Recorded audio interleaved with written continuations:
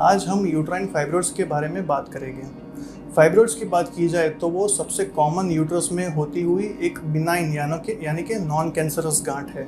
हर 3 महिलाओं में से एक महिला में यूट्रस में फाइब्रोइड्स देखने को मिलते हैं। यूजुअली 70% ऑफ द पेशेंट्स जिसमें फाइब्रोइड होते हैं उनमें कोई सिम्टम्स नहीं होते, तो उनको बोलते हैं एसिम्टोमेटिक पेशेंट्स। तो अगर सिम्टम्स नहीं होते तो कोई इंडिकेशन नहीं बनता उसको ट्रीट करने के लिए।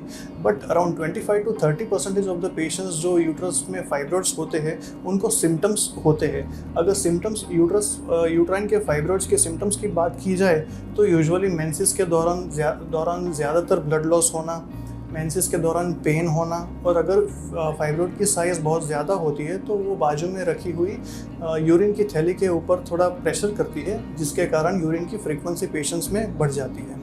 यूजुअली ये सब सिम्टम्स 30 से लेके 30 to 45 के एज ग्रुप में ज़्यादा सीवियर होते हैं या फिर ज़्यादातर प्रेजेंट करते हैं।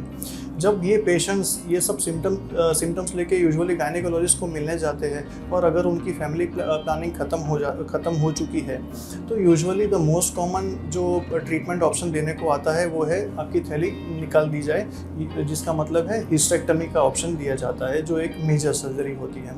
आज हम बात करेंगे एक ऐसी टेक्निक की जिसमें ये सिम्टम्स भी दूर हो सकेंगे यूट्राइन फाइब्रोइड्स के और यूट्रस की थैली निकालने की भी ज़रूरत नहीं पड़ेगी। ये टेक्निक का नाम है यूट्राइन आर्टरी एम्बोलाइजेशन या फिर uterine fibroid embolisation. Uterine fibroid embolisation एक पिन होल प्रोसीजर है जिसमें कोई चीरा या टाका नहीं आता। एक 2 mm का स्मॉल होल किया जाता है आर्टरी में, और जैसे ही हार्ट की एंजियोग्राफी करने में आती है वैसे ही यूट्रस की एंजियोग्राफी करने में आती है। यूट्रस की एंजियोग्राफी करने के बाद हमें पता चलता है कि कौन से लोकेशन पे ये फाइब्रोइड्स मौजूद है। यूजुअली ये फाइब्रोइड्स में नॉर्मल यूट्रस के कंपैरिजन में ज़्यादा ब्लड फ्लो जाता है और उस कारण से हमें पता चलता है कि कहाँ पे एब्नॉर्मलिटी है। वो नली को लेके हम स्पेसिफिकली जो नली फाइब्रोइड को ब्लड सप्लाई पहुंचाती है उधर हम बेस में जाके वो आर्टरी में एंजियोग्राफी करके हम उसको लोकेट करते हैं और बाद में एक छोटे छोटे पार्टिकल्स डाल के वो नलियों को ब्लॉक कर सकते हैं जो खाली फाइब्रोइड को ब्लड सप्लाई दे रही है।